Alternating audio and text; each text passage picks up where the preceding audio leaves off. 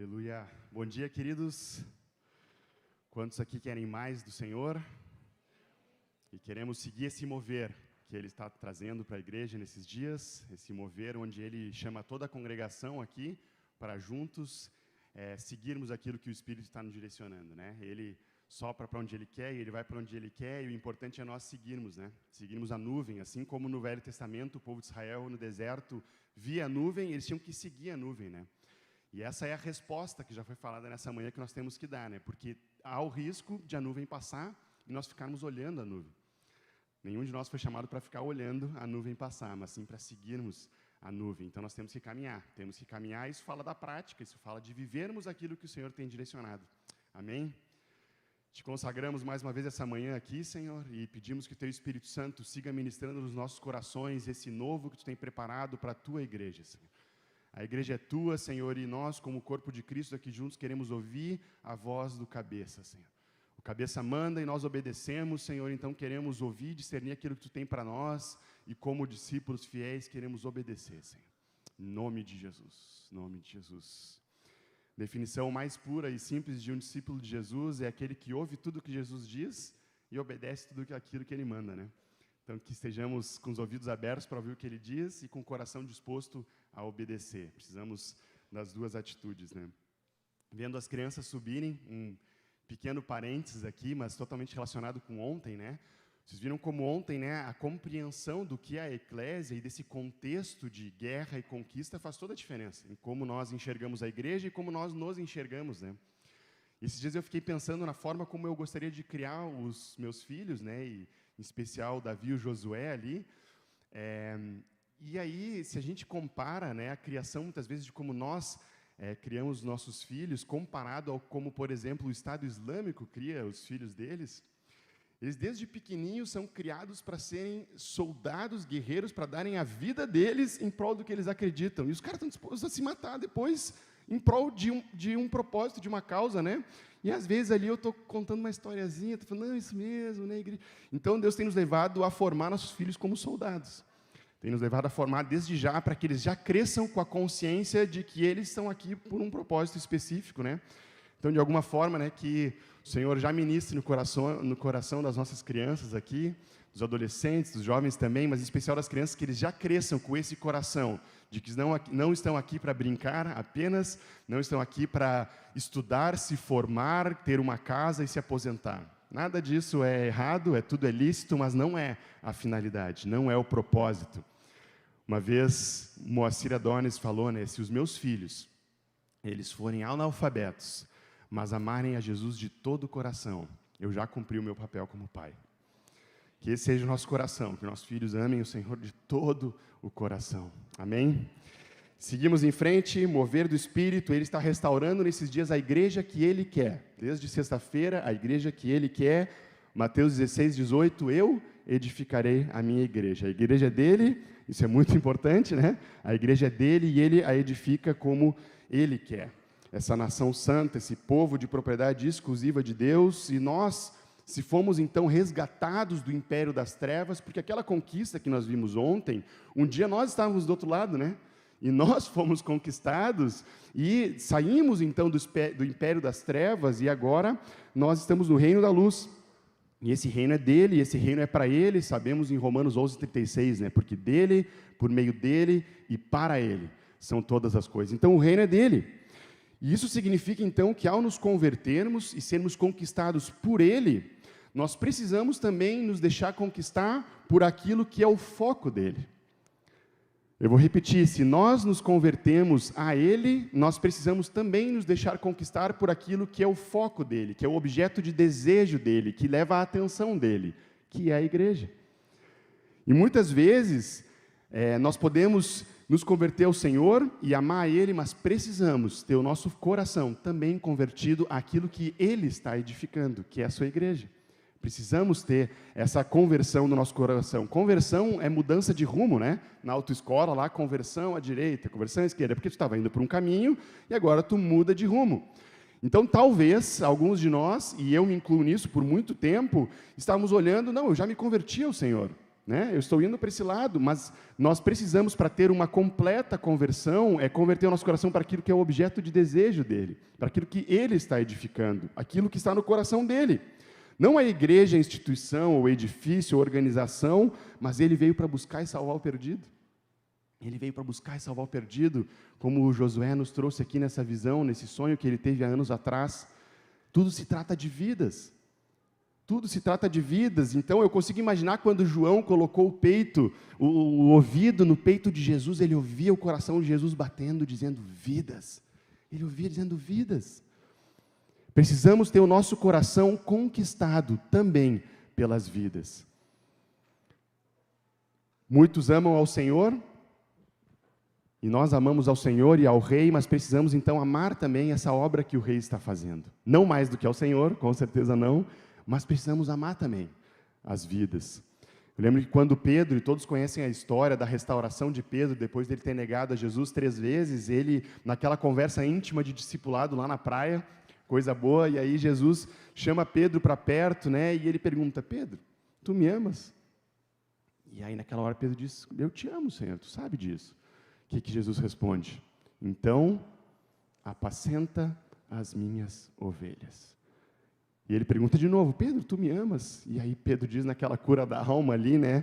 Ele diz, Senhor, tu sabe que eu te amo. Então ele diz, apacenta, pastoreia, cuida dos meus cordeirinhos. E pela 3ª vez Jesus pergunta, Pedro, tu me amas? Então tu precisa dar a tua vida também pelas minhas ovelhas. A maior forma de demonstração prática do nosso amor por Jesus é quando cuidamos das vidas que Ele tanto ama. Precisamos ter o nosso coração convertido para isso, queridos. Não um evangelho centrado em nós mesmos, mas um evangelho centrado em vir e buscar o perdido. Amém? E ontem começamos falando sobre essa igreja que Deus quer, do propósito eterno de Deus e o propósito do reino de Deus. Ontem focamos no reino de Deus. E partimos de uma base de Gênesis, de 1, 26 a 28, que lá no início de todas as coisas, Deus então fez o homem e a mulher, claro, ali a sua imagem e semelhança. E sendo e vivendo a imagem e semelhança de Deus, eles teriam então autoridade para governar a terra, estender o reino de Deus aqui na terra. Ontem nós focamos nessa extensão do reino de Deus aqui na terra, que tem a ver então com a missão da igreja, o propósito de estender o reino de Deus por toda parte. Mas para vivermos isso, nós temos que ser o quê? Semelhantes a Jesus. Nós temos que ser semelhantes a Ele, porque o homem e a mulher foram formados à imagem dEle, assim foram criados, e por isso tinham autoridade para governar a terra. Nos evangelhos, e isso é o propósito eterno de Deus, sermos formados à imagem e semelhança de Cristo. Nos evangelhos nós vemos que o modelo de Gênesis ele se repete. Jesus, quando ele chama os discípulos, em Marcos 3, 14 e 15, diz ali que então designou 12, os discípulos de Jesus, para estarem com ele, fala da essência da igreja, estarem com ele, fala de intimidade, de profundidade, de nos tornarmos semelhantes a ele, e para os enviar a pregar e a exercer o quê? A autoridade, diz lá. Fala o quê? Da missão da igreja. Vocês entendem como os dois sempre andam juntos? Então, nós temos que andar com Jesus e refletirmos a imagem e semelhança de Deus, e aí nós temos essa autoridade para sermos enviados e governar a terra. As duas coisas estão conectadas. Ao espalharmos Cristo pela terra, então nós exercemos essa autoridade de estender o reino dele, né? Ontem entramos mais no detalhe da missão da igreja, e hoje vamos falar então um pouco mais sobre a essência da igreja. O que é sermos essa semelhança de Deus? Que está totalmente relacionado com o propósito eterno de Deus. E aí, para entendermos isso tudo, nós vamos para Efésios. Então, em Efésios, podemos abrir aqui no capítulo 3, 8 a 11. Nós vemos o seguinte, aqui está falando sobre o propósito eterno de Deus. Diz assim, a mim, o menor de todos os santos, e é justamente como me sinto aqui, me foi dada essa graça de pregar aos gentios o evangelho das insondáveis riquezas de Cristo.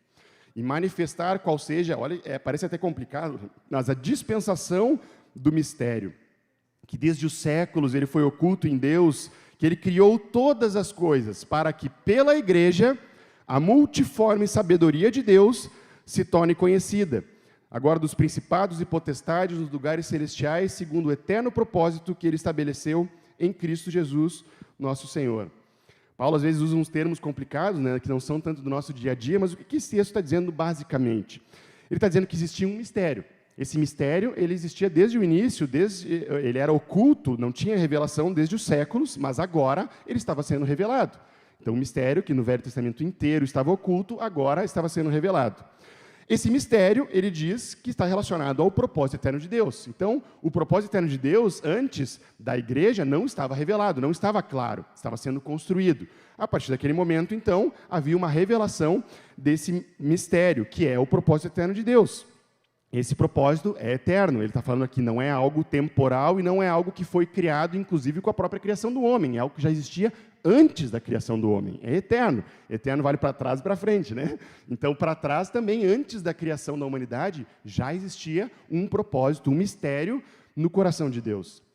E esse propósito, esse texto diz que ele está fundamentado em Cristo, Jesus, o nosso Senhor. Então, Jesus, exerce um papel de destaque aqui nesse mistério, que é o propósito eterno de Deus.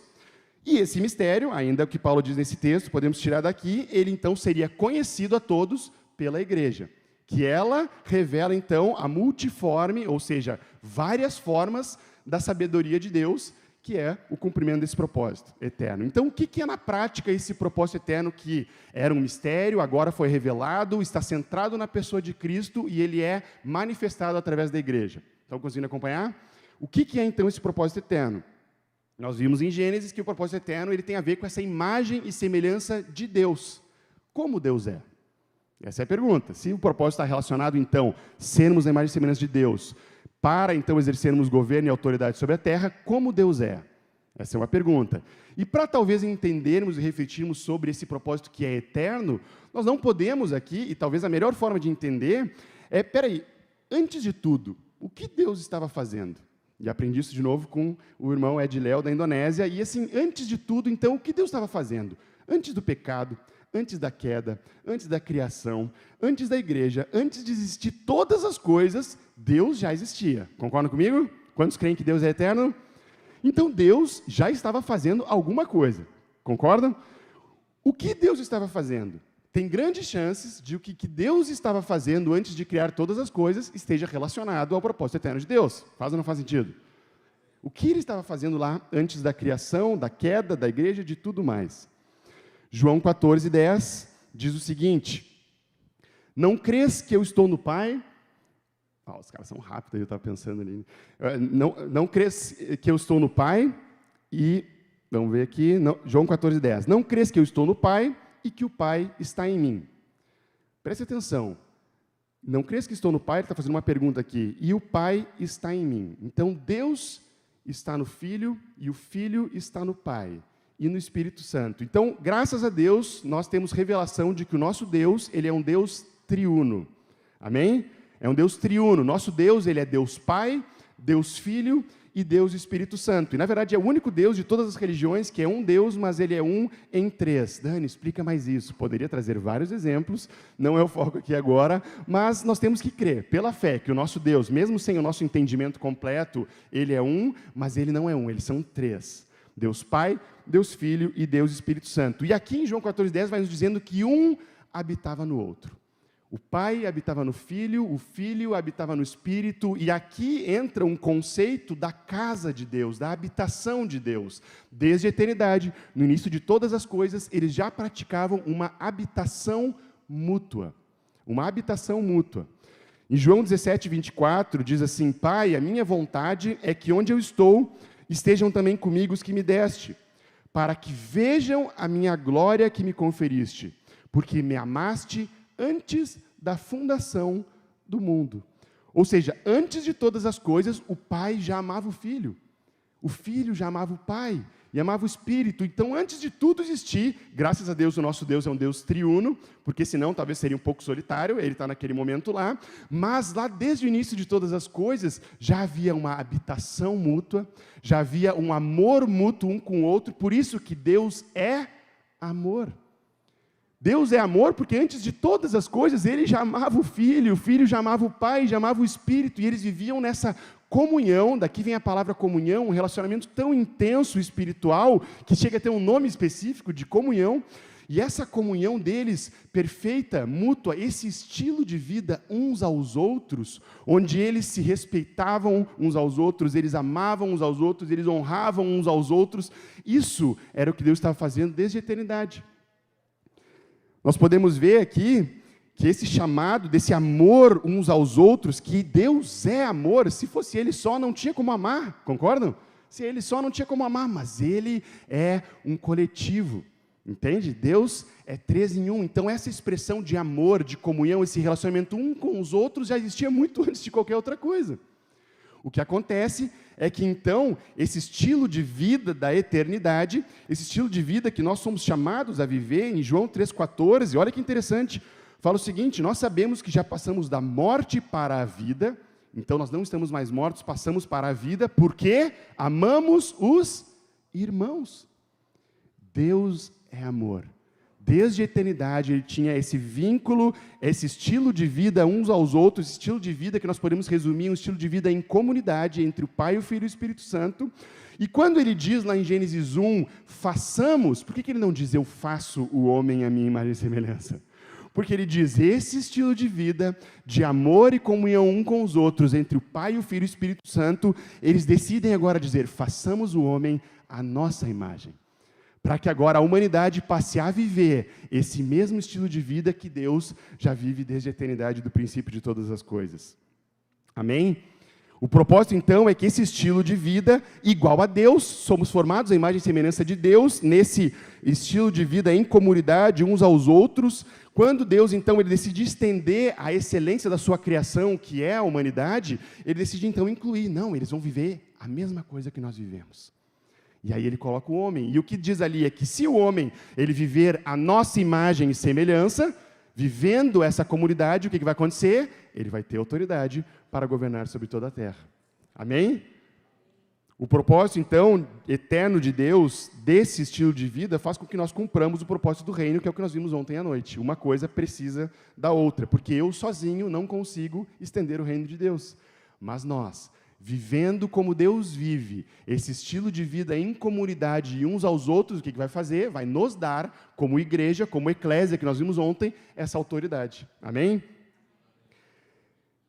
Eclésia tem tudo a ver com isso, né? A definição de comunidade, na verdade, é concordância. Lembra que nós vimos ontem que a forma em que a eclésia vai estendendo o reino é quando 2 ou 3 estão reunidos em concordância.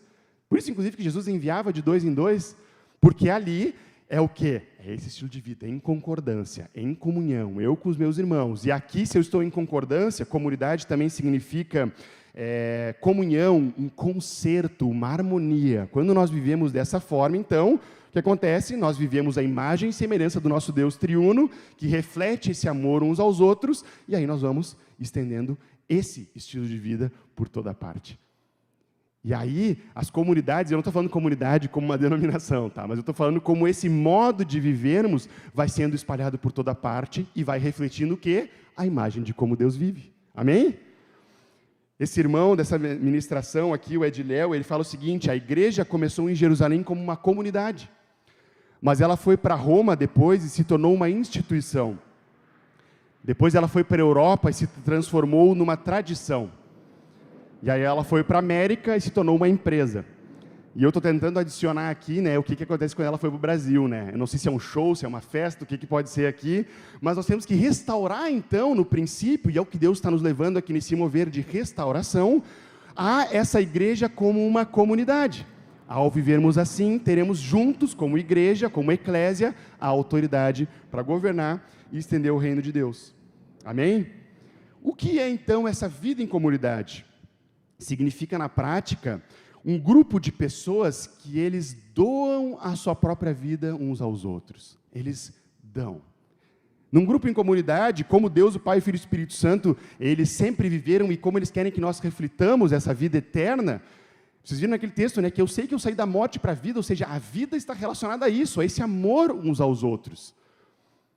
É impossível amar sem dar. Esse dar a minha vida, esse dar do meu tempo, esse dar dos meus bens, esse dar do que eu tenho, esse dar dos meus dons e talentos, isso, quando nós vivemos no uns aos outros, é por isso que Paulo fala, né? Quando vos reunis, cada um tem.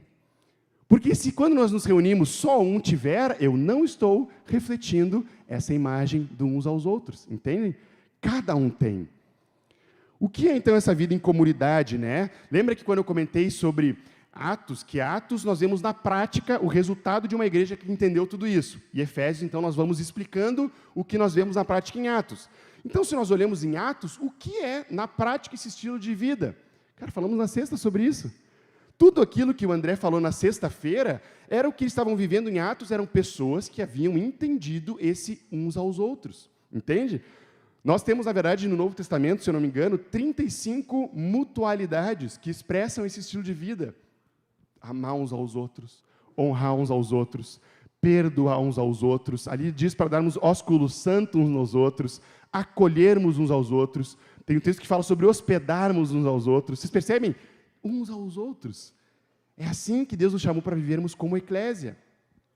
Atos 2, 42 a 47, e creio eu, não estava aqui na sexta-feira, mas eu imagino que André tenha lido esse texto, Atos 2, 47, diz ali, perseveravam na doutrina dos apóstolos, na comunhão, olha que gostoso, no partir do pão, nas orações, em cada alma havia temor, muitos sinais e prodígios eram feitos por intermédio dos apóstolos, dos enviados. Todos os que creram estavam juntos e tinham tudo em comum, a mesma origem, comum, comunidade, comunhão. Eles vendiam tudo o que tinham, distribuíam uns aos outros à medida que tinham necessidade, diariamente perseveravam unânimes no templo, partindo do pão de casa em casa, tomando suas refeições em alegria, singeleza de coração, louvando a Deus e contando com a simpatia de todo o povo. E nós podemos um outro dia pegar um retiro, um final de semana, e pegar cada uma dessas expressões práticas aqui, daqui a pouco, do que é essa vida prática em comunidade. Estarmos juntos, irmos na casa um dos outros, orarmos juntos, pregarmos o evangelho juntos, vermos os prodígios e sinais do Senhor operando entre nós. Qual que é o resultado disso? O versículo 47. Enquanto isso, acrescentava-lhes o Senhor, dia a dia, os que iam sendo salvos. Ao vivermos esse estilo de vida juntos em comunidade, com o foco na extensão do reino, o que acontece? O Senhor vai acrescentar, dia a dia, aqueles que vão sendo salvos. Amém? Vivermos a essência da igreja, nós vamos cumprir então o quê? A missão da igreja. Aleluia! Para explicar então o que acontece nessa vida comum lá de Atos, então nós vamos para Efésios. Em Efésios, então, nós temos ali Paulo, ele de uma forma magistral ali, ele aborda a igreja através de 7 ilustrações, 7 exemplificações.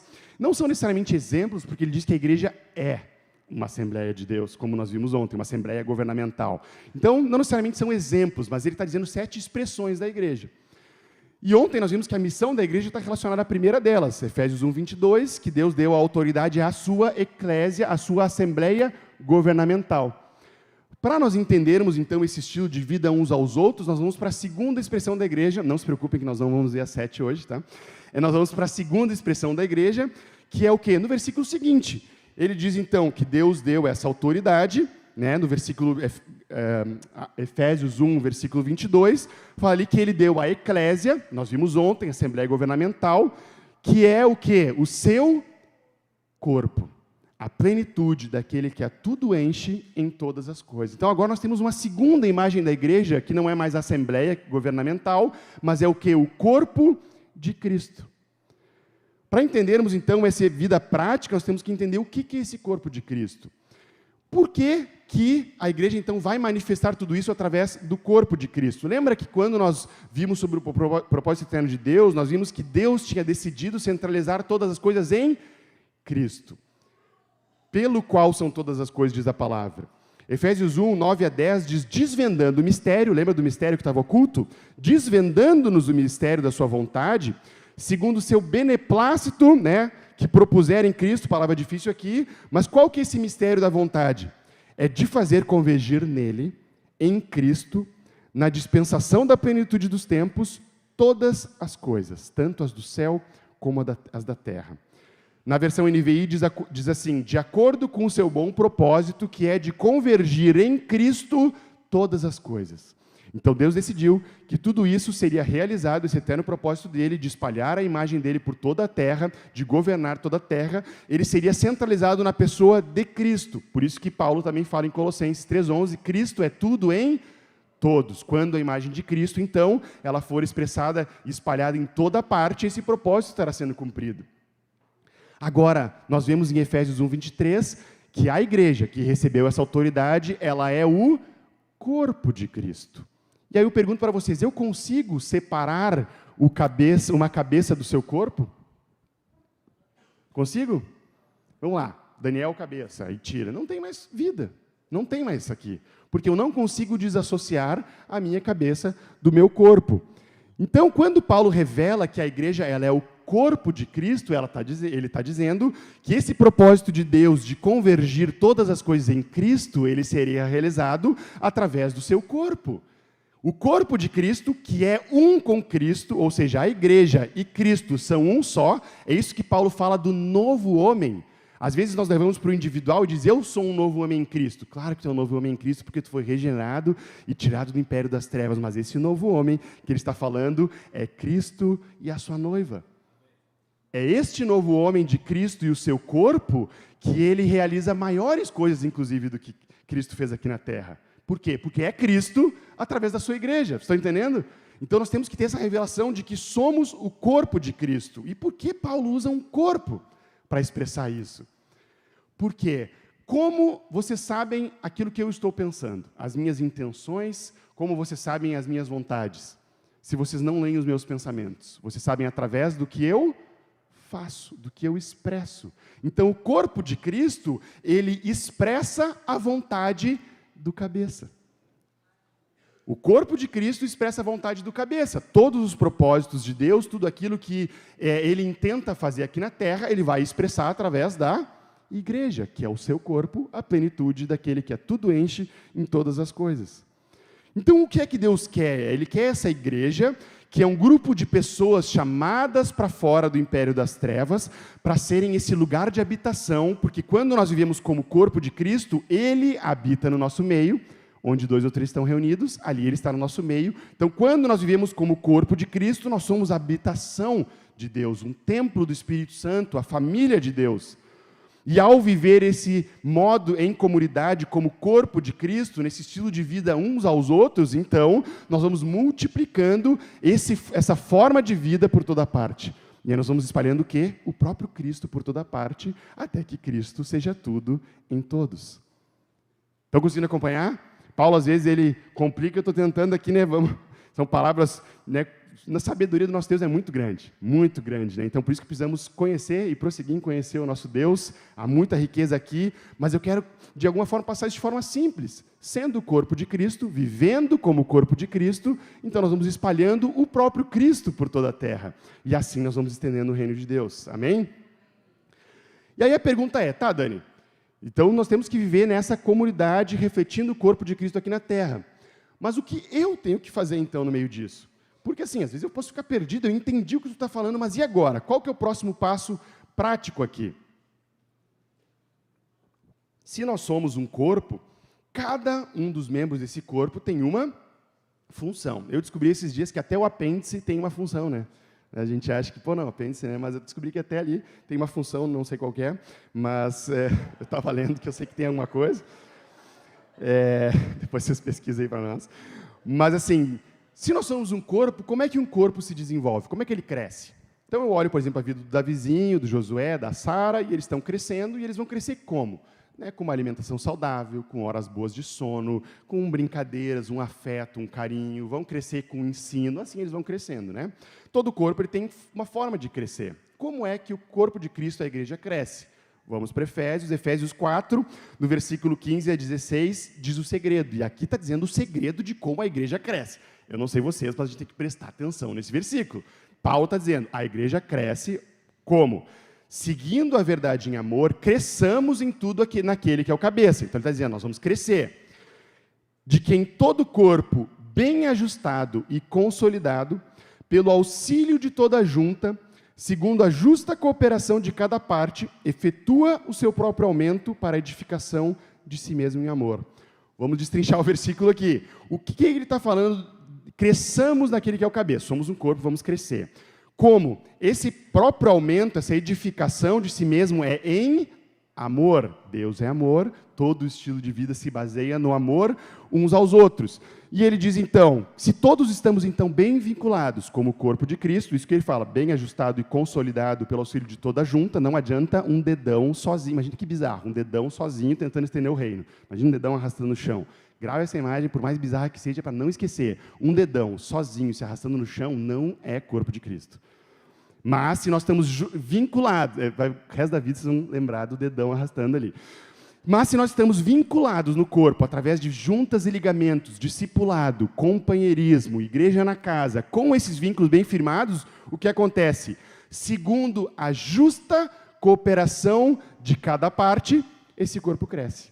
Justa cooperação de cada parte, na versão NVI, significa quando cada parte realiza a sua função.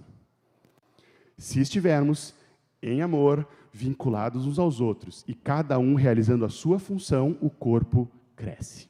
Não tem como não crescer. Não, Dani, peraí. Eu achava que o corpo iria crescer quando o Leandro e o Roberto fizessem a função deles. Né? Eles são líderes aqui da igreja, se o Leandro e o Roberto fizerem a função deles, aí sim o corpo cresce. Não, Dani, tu está enganado, porque quando o ministério de louvor fizer a sua função, a igreja cresce. Não é o que está dizendo aqui. Aqui está dizendo quando cada membro realizar a sua função, a igreja cresce. Ah, nós não crescemos por quê? Aí te lembra desse momento. Porque talvez eu não esteja realizando a minha função. Então, cada um precisa realizar a sua função, o corpo cresce. Dani, mas e os pastores e líderes, então? Efésios 4, um pouquinho antes, no 11 e 12, ele diz o seguinte, ele vai falar ali da função básica da liderança, tem como botar aí? E ele mesmo concedeu uns para apóstolos, outros para profetas, outros para evangelistas, pastores e mestres, está falando dessas autoridades e lideranças, com vistas, qual que é o propósito, qual que é a finalidade? O aperfeiçoamento, ou seja, a capacitação dos santos, para que os santos desempenhem o seu serviço. Para o quê? A edificação do corpo de Cristo. Então, a liderança serve para capacitar e mobilizar os santos para que os santos exerçam o seu serviço. E quando os santos, nós todos, realizarmos o nosso serviço, o que acontece com a igreja? Ela cresce. Queridos, quando isso entrou no meu coração, não na mente, mas quando eu tive revelação disso, uau! O crescimento da igreja depende de nós como corpo, em amor, vinculados, cada um realizando a sua função. Lembram da parábola dos talentos, né? Jesus pegou aquela parábola e ele diz, né? Vamos supor que alguns aqui receberam, né? Essa parábola é do 1, 2 e do 5, né? Tem a outra que muda os números ali. Mas essa parábola, ele diz, vamos supor que os nossos presbíteros, Roberto e Leandro, receberam 5 talentos. 5 talentos. Então, nós temos aqui, né, 2 vezes 5, temos 10 de força para a edificação da igreja. Pô, tem uma unção, uma graça especial, uma autoridade. Nós hoje somos 30 líderes, mais ou menos, na igreja na casa, né? Somos 30 igreja na casa aqui. Vamos supor que esses irmãos receberam 2 talentos nessa parábola. Então, qual que é a força aqui? Nós temos, então, 30 irmãos que são líderes nas igrejas, nas casas, com esses 2 talentos, porque eles receberam uma graça, uma autoridade ali sobre aquele grupo. Então, nós temos 2 vezes 30, 60. Agora nós somos 300, e ontem vimos 350 mais ou menos irmãos aqui, e cada um de nós recebeu um talento. Onde está a força do crescimento da igreja? 1 vezes 350, quando cada parte realiza a sua função, a igreja cresce. Temos que parar de olhar muitas vezes para os outros, né? Precisamos olhar para nós, para a nossa responsabilidade. Tá, Dani, eu estou entendendo, eu quero, e o que eu faço? 2 coisas. Cada um de nós tem 2 chamados que temos que viver. O primeiro deles nós chamamos, então, isso é muito prático, gravem isso, nós chamamos de chamado comum a todos os santos. Esse chamado comum a todos os santos é quando Jesus chamou seus discípulos e disse, agora toda a autoridade me foi dada, então vocês vão e façam discípulos por toda a parte. Sermos e fazermos discípulos é uma convocação para todos os santos. Dani, eu não sei o meu chamado, eu sei. Com certeza é ser e fazer discípulos. Um dia eu estava almoçando com um discípulo e eu perguntei, cara, tu tem carga por vidas? Né? Por ir, alcançar vidas e por pastorear essas vidas? Ele disse, não, eu estou esperando uma palavra de Deus. Eu disse, eu tenho. Mateus 28, 18 a 20, ele já disse, vai e faz discípulos. Ele já disse isso. Toda a autoridade foi dada a ele e ele nos comissionou. Lembra de Atos 1:8? Mas recebereis poder ao descer sobre os céus, dos céus o Espírito Santo e sereis minhas testemunhas. Queremos ou não queremos ser cheios do Espírito Santo? Queremos ou não queremos ser uma congregação avivada, cheia da manifestação e da presença do Espírito Santo? Então temos que testemunhar. O poder foi dado para irmos e fazermos discípulos. O poder não foi dado para ficarmos no bem bom. Não vamos expressar toda a manifestação do Espírito Santo se nós não cumprirmos aquilo pelo qual o poder foi derramado. Ele foi derramado para irmos. Vocês estão acompanhando? Já foi dito, 1 Pedro 2,9, e aí todo crente gosta desse texto, né? Nós, porém, somos nação santa, povo de... E a gente vai estufando, né? Povo de propriedade exclusiva de Deus, sacerdócio real. O que diz depois? Povo de propriedade exclusiva de Deus, a fim de proclamardes as virtudes daquele que nos tirou das trevas para o reino da sua luz. Então nós somos nação santa, povo de propriedade exclusiva de Deus, com uma finalidade, amém? Chamado comum a todos os santos, a ordem já foi clara. Por que Deus te colocou no colégio onde te colocou? Para que tu vá e faça discípulos lá dentro. Por que Deus te colocou na família que te colocou, e não me colocou lá? Porque Ele quer que tu lá vá e faça discípulos. Ele espalhou a igreja dele por toda a parte aqui em Canoas, para que cada um entenda, em primeiro lugar, o seu ministério comum da igreja, de todos irmos e fazermos discípulos. Então, nessa noite, nós podemos tirar da nossa mente aqui, do nosso coração, me permitam dizer assim, uma pequena, ou não tão pequena, grande desculpa. Eu não sei o meu chamado, eu não sei o que eu tenho que fazer. Nessa noite, nessa manhã, ele já disse, vai e faz discípulos, chamado comum a todos os santos. Amém? Amém ou não amém? Amém significa assim seja. Então, glória a Deus. Temos então um chamado comum a todos os santos. Mas nós também temos um segundo tipo de chamado, que ele é um chamado específico para cada um. Olha só, então tem algo mais aqui também. Comum já entendemos, não temos mais desculpa para isso. Agora, chamado específico, e nós não podemos ser seletivos nos mandamentos, queridos. Às vezes nós olhamos alguns mandamentos, não, esse é para mim, esse não é para mim, esse é para mim, esse não é para mim. Jesus já disse, ele não disse vai, se tu quiser, se tu tiver feito um curso de teologia, como nosso irmão falou, se tu tiver uma posição de destaque, liderança na igreja, aí faz discípulos. Não é isso que está escrito ali, amém? Não podemos ser seletivos nos mandamentos de Deus. Mas agora nós temos um segundo tipo de chamado, que é específico de cada um, onde Pedro, ele diz o seguinte, 1 Pedro 4,10, servi uns aos outros, cada um conforme o dom que recebeu, como bons dispenseiros da multiforme graça de Deus. Cada um de nós recebe uma porção da vida de Deus. E Deus, como eu expliquei, né, se Cristo é o cabeça, Ele quer se expressar através do seu corpo. E para se expressar através do seu corpo, Ele derramou dons aos homens, entende? E quando eu falo homens, claro, vocês entendem, estou falando da humanidade, né? Homens e mulheres, ele derramou isso à humanidade. Então, cada um de nós recebeu um dom de Deus. Para expressarmos a multiforme, ou seja, essa variedade da imagem de Deus, da glória dele, cada um, como bons guardadores, dispenseiros, né, daquilo que recebemos, temos que servir conforme o dom. É isso que está dizendo esse texto aqui. E aí a pergunta é, então, como nós vamos servir o nosso dom? O que é o nosso dom? E eu creio que muitos de vocês, talvez, como eu já tive por muito tempo, vivemos em angústia com relação a esse assunto. Porque alguns aqui ainda não sabem qual que é o seu dom específico, ou quais são os seus dons específicos. Não fica parado, vai e faz discípulos. Enquanto tu vai e faz discípulos, Deus vai te revelando. Não é assim, vou ficar parado até um dia que eu descubra o meu dom. Não, vai, faz discípulos, serve, e aí, à medida que nós vamos servindo, nós vamos descobrindo inclinações e capacitações que Deus vai nos dando. Mas eu, durante muito tempo, vivi em angústia com relação a esse assunto, porque eu estava começando a entender o dom de Deus que Ele tinha na minha vida, mas aí a pergunta é, como nós vamos viver cada um servindo numa congregação aqui de 350 pessoas? Já pensaram nisso? E aí vem um sofisma, um engano e um dardo do maligno dizendo algo que eu já tenho ouvido muitos irmãos ao longo do tempo, às vezes saírem de congregações por causa disso. Aqui eu não consigo servir. Aqui não há espaço para mim. Aqui eu não sei o que fazer. Aqui já tem gente demais. Aqui já tem gente fazendo. Eu não vou pedir para levantar a mão aqui, mas eu pensei isso diversas vezes. Isso é um dardo inflamado do maligno que, pelo escudo da fé, nós precisamos rebater com o quê? Com a palavra de Deus. O que acontece é que no grande grupo, neste encontro, por exemplo, vocês concordam comigo que é muito mais difícil de nós vivermos o estilo de vida uns aos outros, é ou não é? Onde cada um tem, cada um reparte, cada um divide com o seu dom, cada um se ama, e nós estamos muitas vezes limitados, pensando que a única forma de viver isso é servindo aqui nesse encontro, que acontece uma vez por semana, ou duas, com 2 a 3 horas. Não, peraí, se cada um então aqui vai fazer, o encontro ia durar o quê? A semana inteira, né? Se neste momento no salão, nós nos focássemos aqui. Eu não estou dizendo que é importante, mas eu estou dizendo que não é possível viver este uns aos outros na sua plenitude aqui, neste encontro, no domingo de manhã. Mas a pergunta é, se nós somos eclésia de Cristo, nós somos eclésia, assembleia governamental dele, apenas quando estamos aqui no culto? Nós somos eclésia quando estamos reunidos em 2 ou 3. Cada vez que nos reunimos em 2 ou 3, nós já somos eclésia, já temos a autoridade dele, e é por isso que Deus estabeleceu o princípio da igreja nas casas.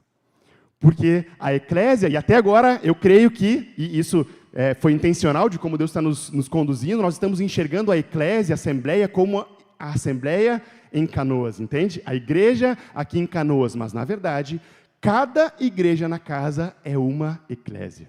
Estão entendendo? Cada igreja na casa é uma eclésia. E essas eclésias, nós temos 30 eclésias aqui na congregação, elas estão o quê? Espalhadas por toda a cidade. E vocês concordam comigo que é muito mais fácil estendermos a imagem de Cristo, esse estilo de vida em comunidade, no ambiente de intimidade da igreja na casa.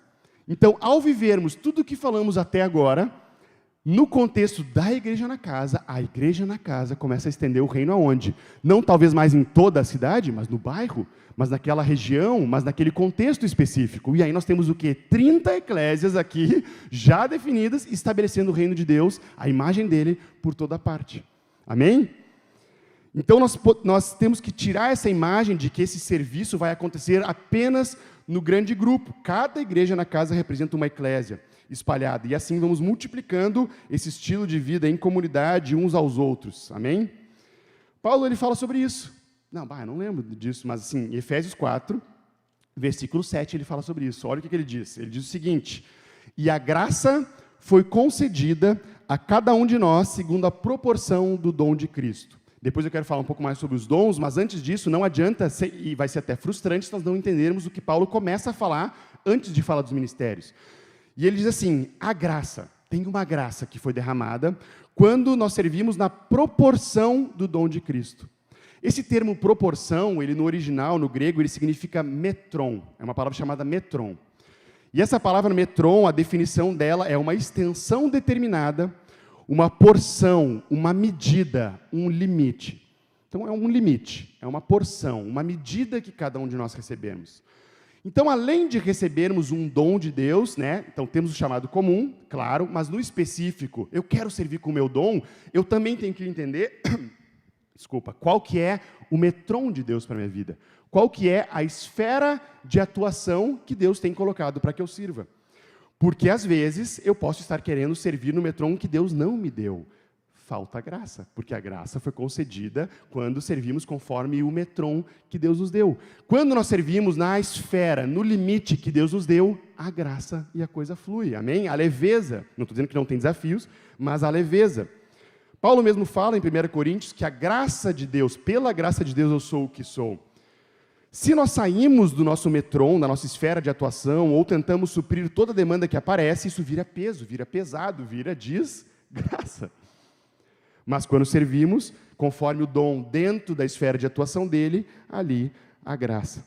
Eu não estou dizendo que, mas Dani, eu tenho uma carga pelas nações, eu tenho uma carga pela igreja toda em Canoas, eu não estou dizendo que isso é para limitar o teu dom, mas estou dizendo, ser fiel no pouco. E pode ser que Deus queira alargar o teu metron, pode ser que não, o ponto é, sirva no dom, conforme a esfera de atuação que Deus te deu. Às vezes, nós podemos estar esperando um novo metron de Deus para começarmos a servir no metron que Ele já tem nos dado. E o que acontece é que todos nós aqui já temos algumas esferas de atuação. A primeira delas é a nossa casa, a nossa família. Ali já é a minha primeira esfera de atuação. Dani, mas eu quero servir no púlpito. Vamos começar com a nossa casa. Ali é o meu primeiro metron. Ali eu tenho que ser comunidade. Ali eu tenho que ter o estilo de vida uns aos outros. Essa é uma esfera que todos nós já temos. A segunda esfera que todos nós já temos é, então, não a igreja que vive na casa, mas agora a igreja que se reúne na casa. Então eu queria te dar uma notícia.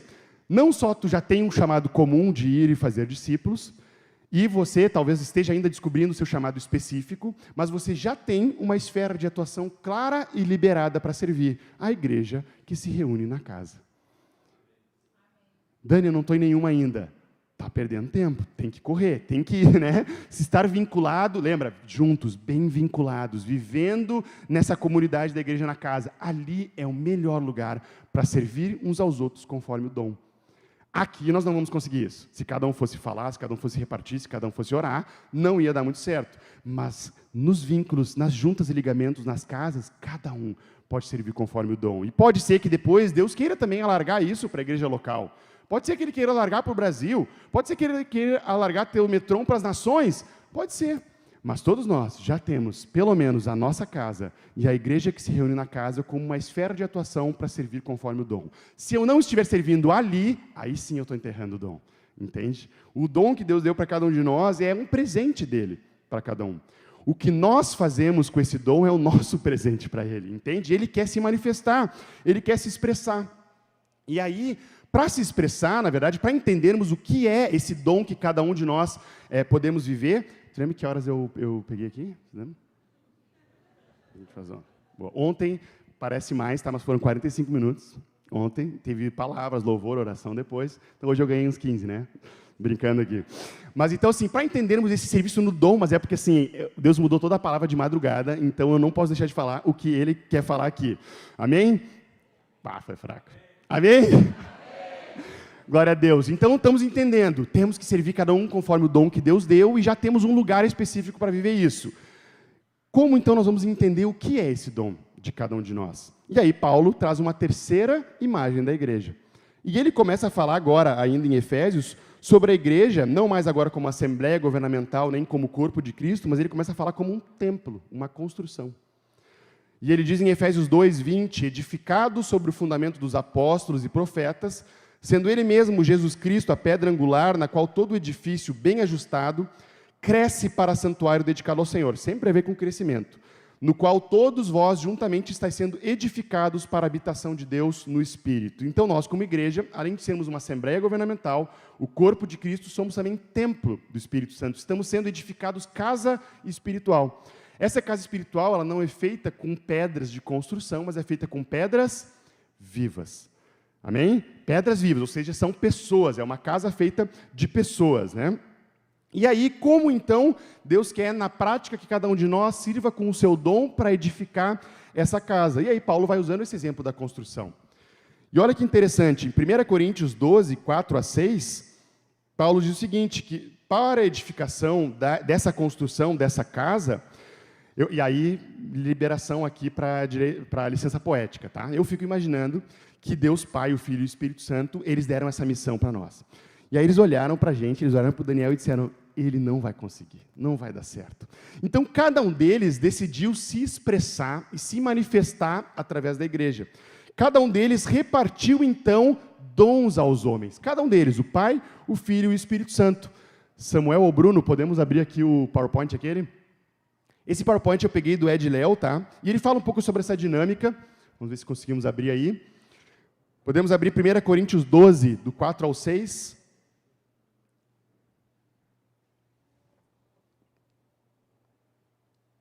Primeira Coríntios 12, do 4 ao 6, aqui está na versão King James, o seguinte, existem diferentes tipos de dons, mas o Espírito é o mesmo. Então, o Espírito repartiu dons.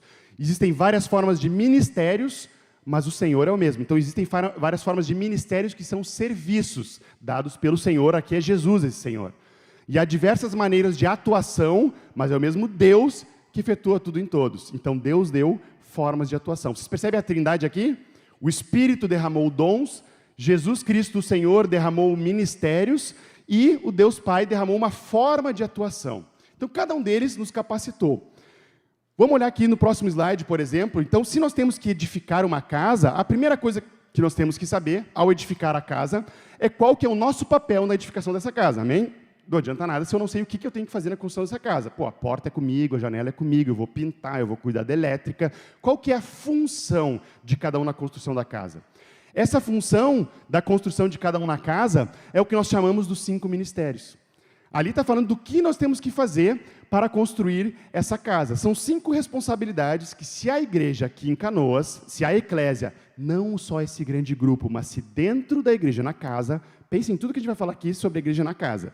Se a igreja na casa estiver vivendo esses 5 ministérios, a igreja vai crescer.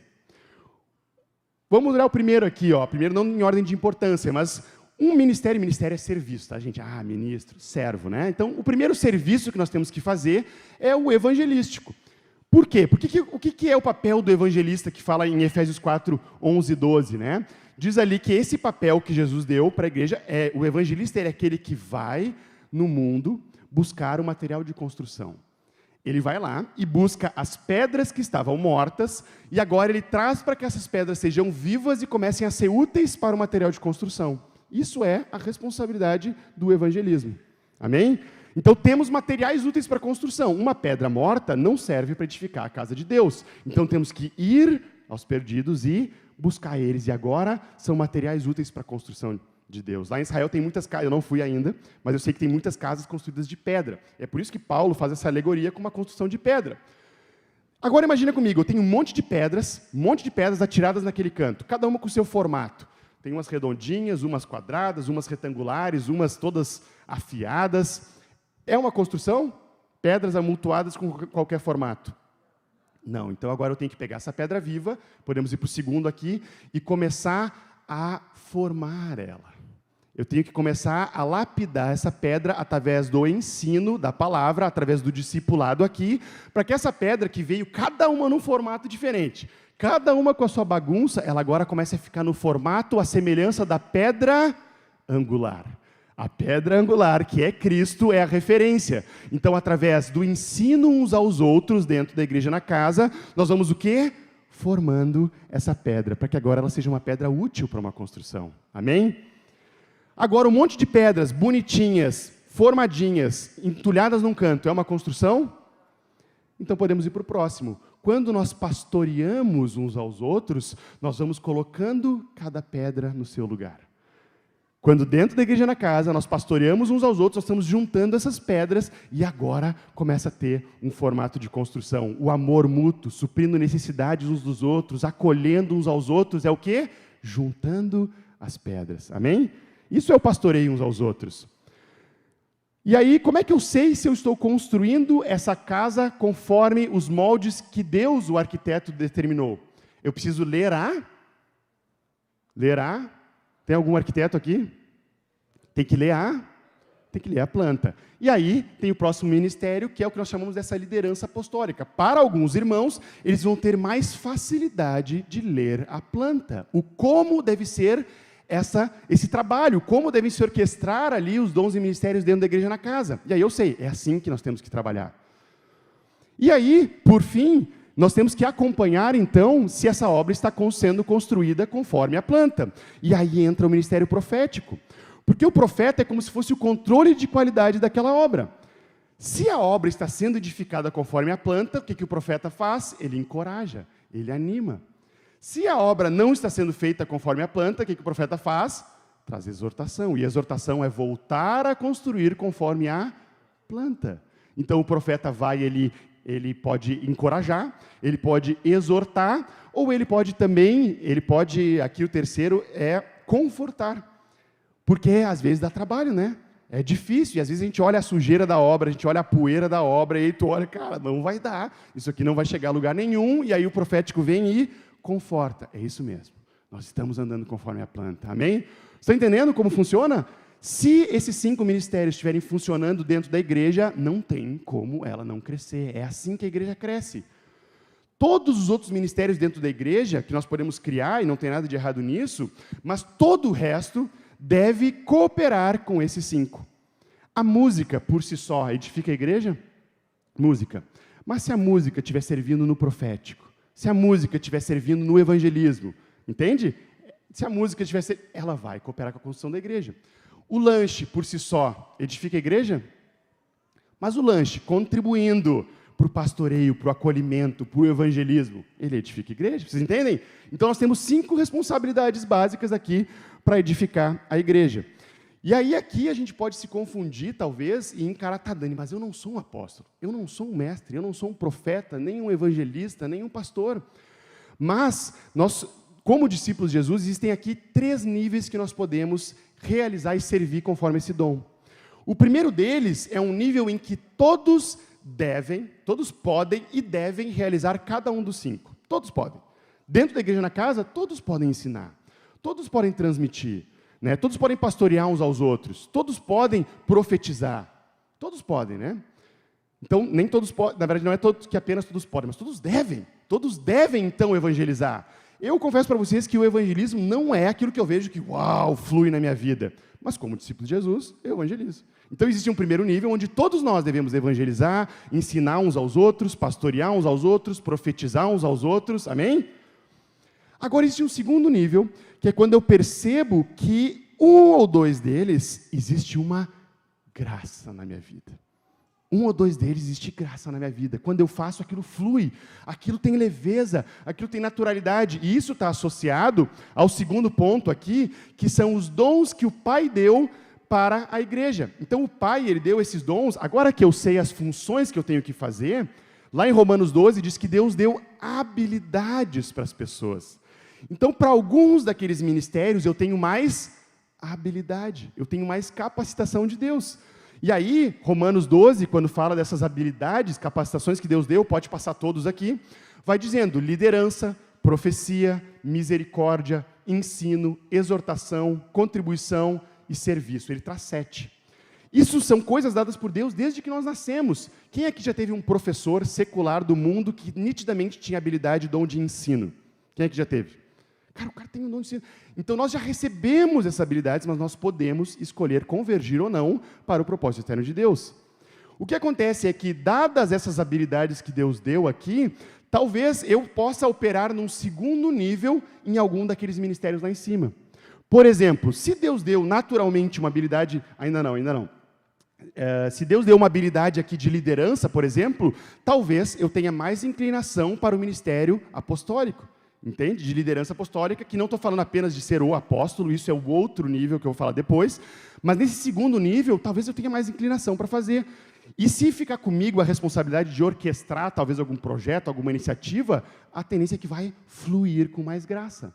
Da mesma forma, se eu tenho o dom, por exemplo, de ensino aqui no meio, se eu tenho naturalmente essa propensão de ensino, qual que é a tendência do ministério que vai fluir com mais graça na minha vida? O de ensino de mestre lá em cima. Então, na igreja na casa, no primeiro nível, todos podem ensinar, mas alguns têm uma capacitação diferente de Deus para transmitir aquele ensino. E não tem problema, mas daqui a pouco o ensino de quem não tem, deixa um ensino de 5 minutos, porque esse pode ser um ensino de 1 hora naquele momento, talvez tu fique ali, né, naquele amém, né, e aí tu né, brincadeiras à parte aqui, mas todos podemos no primeiro nível, mas nós precisamos reconhecer o que é que Deus também nos deu de habilidade.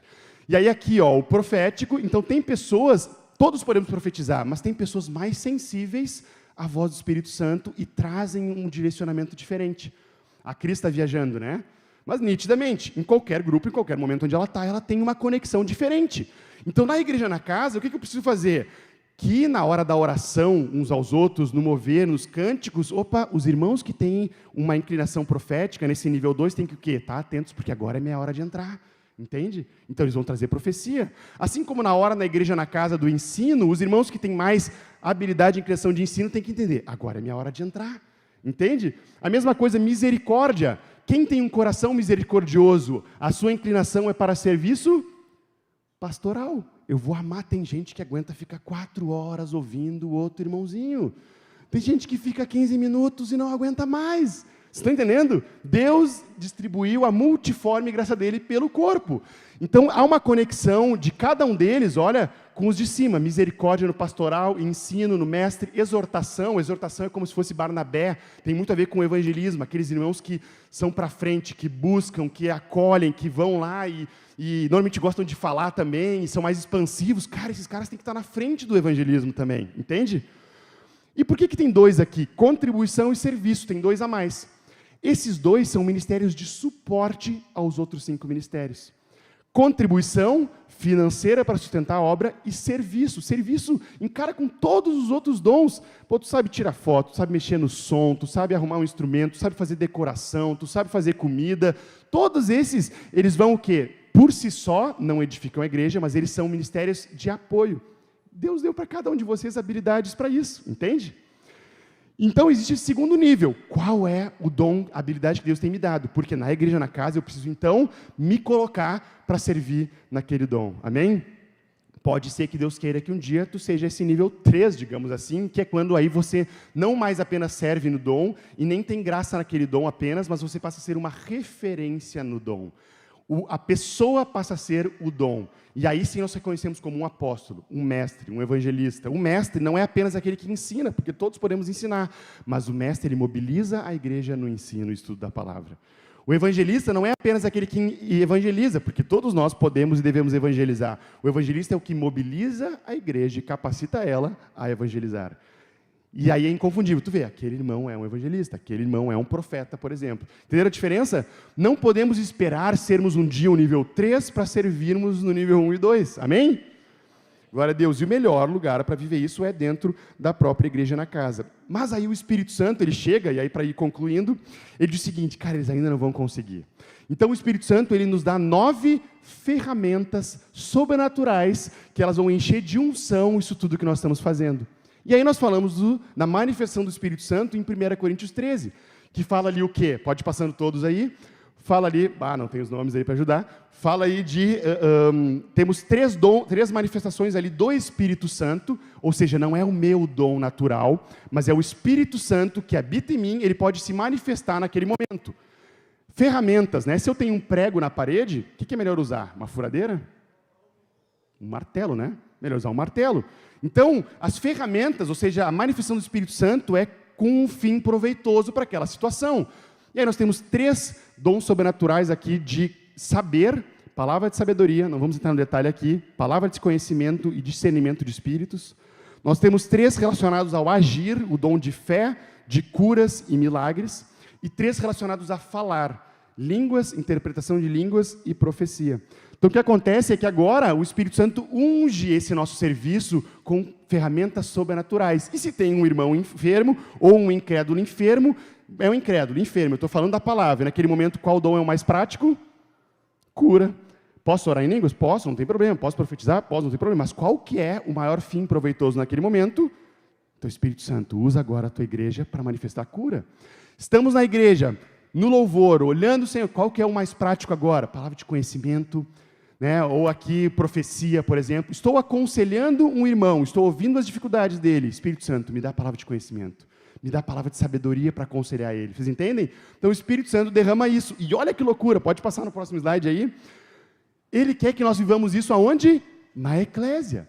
Então, dentro da igreja, na casa, quando nós estamos lá, o que acontece? Nós podemos começar o encontro e algum irmão com uma carga vai dizer, irmãos, Deus está aqui nos trazendo para isso, para a missão do reino de Deus, olha a planta, Ele quer estender o reino dEle, então precisamos juntos, cada um tem nesse encontro. E aí, depois daquele momento, pode ir passando, ele vai lá e chega um novo convertido ali, né? E aí nós vamos ensinar, e aquele irmão que tem mais carga de ensino, olha, eu queria repartir a palavra de Deus essa semana, nós vimos ali, os irmãos botaram no grupo do WhatsApp, e eu meditei em cima daquilo, e aí ele compartilha. E aí depois disso, por exemplo, nós temos um outro irmão trazendo novos convertidos, ele vai lá e o irmão que tem carga de evangelismo vai trazendo pessoas para dentro, e os outros vão ensinando, e vão pastoreando, e vão acolhendo, e aí o corpo vai vivendo o estilo de vida uns aos outros, e aí a igreja cresce. Com o serviço, cadê o serviço lá? Quer uma igreja na casa? Olha a diferença com comida ou sem comida, é ou não é? É muito diferente, né? Então tem o serviço, aqueles irmãos que organizam, que chegam mais cedo, que vão preparar comida. Isso é o quê? Servir uns aos outros. E aí nós vamos exortando, e aí tem aquele irmão, cara, temos um projeto, uma dificuldade, e aí tem sempre um irmão que é uma bênção. Teve um irmão, na nossa igreja na casa, a gente está há uns 3 anos tentando trabalhar e viver isso aqui, né? E tem sido uma alegria ver que a igreja na casa não depende mais de mim. Por quê? Se a gente não vive isso, o líder, ele abre o encontro, ele ora primeiro, ele ensina, ele pega o violão, ele toca, ele é o único que ora depois, ele diz que todo mundo tem que evangelizar e ele morre primeiro. Não tem como, entende? Porque tudo depende de uma pessoa. A igreja não cresce assim. Quando o Senhor trouxe essa palavra, eu comecei a trazer os irmãos e dizer, cara, tu tem carga de ensino, reparte tu. Nós temos que dar um passo para trás, como líderes também. E aí eu tenho visto algo muito precioso. Tem um dos irmãos do grupo, o Luan, por exemplo, que ele tem uma carga de liderança apostólica. Ele é meu companheiro dentro do grupo. Nós conversamos, essa semana estávamos correndo, compartilhando sobre quais são as estratégias que Deus está nos dando para o próximo ano. Meu companheiro nessa frente. Tem outro irmão, por exemplo, que tem uma carga, 2 irmãos do grupo que tem uma carga pastoral, junto com algumas irmãs. Então eles acolhem, eles amam, gostam de ter a casa cheia. Eu não vou ficar citando todos os nomes aqui, mas tem uma irmã, por exemplo, no nosso grupo, que é super profética, e não tem um momento do louvor em que ela não se prontifique e diz, olha, o Espírito Santo está fazendo isso. Às vezes o foco do encontro vira a carga profética que ela teve. Tem um irmão que durante muito tempo eu quis que ele fosse motor próprio, assim, de tipo, cara, vamos lá, vamos estender o reino, vamos programar, não sei o quê. E eu, por algum motivo, não estava conseguindo isso, até que eu entendi que o cara tem uma carteira super aberta. Uma bênção de Deus. E aí não tem um retiro que falta recursos para mandar alguém, e esse cara diz, eu completo o que não consegui. Servindo conforme o dom. Se cada um de nós entender isso, pode passar o próximo slide, olha o que acontece. Pode passar todos. O Espírito Santo vai derramando os dons sobrenaturais, vai dando óleo, vai dando vida na igreja, na casa. E ao realizarmos tudo aquilo, cada um conforme o seu dom, servindo, a igreja vai dominar a terra. Nós vamos espalhando esse estilo de vida em comunidade, uns aos outros, que vai sendo espalhado. E, queridos, isso não tem nada a ver com encargos. A palavra fala dos encargos como presbíteros, diáconos, e podemos colocar aqui qualquer outra forma de liderança, como liderança de jovens ou de algum ministério. A palavra diz servir uns aos outros conforme o dom, e não conforme o encargo. O encargo, ele é estabelecido na igreja por uma questão de ordem, de disciplina, de organização, de prioridade, de autoridade, mas não tem nada a ver com funcionalidade. Se nós ficarmos esperando receber o encargo para servir no dom, nós vamos viver frustrados. Não precisamos esperar isso, queridos. Cada um já foi chamado para servir uns aos outros conforme o dom. Esse dom, ele é irrevogável. Por exemplo, meu pai hoje não é presbítero em Porto Alegre, ele está vivendo no dom, entende? O Telmo deixou de ter o encargo como presbítero em Porto Alegre e está realizado servindo no dom de pastor. Vocês conhecem a história do Asaf como presbítero de Porto Alegre? Conhecem? O Asaf, todos conhecem ele aqui, ele foi chamado junto com outros 2 irmãos pelo Moisés Moraes, e o Moisés chamou 3 irmãos, e o Asaf era um deles, e disse, olha, eu vou preparar vocês 3 para que daqui a 1 ano vocês sejam presbíteros. Vocês vão receber este encargo, essa responsabilidade. E aí ele ficou durante 1 ano com aqueles 3 irmãos, e quando terminou aquele ano, ele juntou os 3 irmãos, e o Asaf era um deles, e ele disse, olha, Deus me disse que nenhum de vocês 3 vai ser presbítero, no final daquele ano. E os outros 2 irmãos, como assim? O que aconteceu com isso? E o Asaf estava, glória a Deus, aleluia. Por quê? Porque o dom dele, o Asaf é um profeta das nações. Talvez o dom dele seria morto se ele tivesse um encargo que não era o metron que Deus tinha para ele. Queridos, para nós concluirmos aqui, porque eu já passei 15 minutos ali, já passei. Nós, cada um, fomos chamados para sermos eclésia.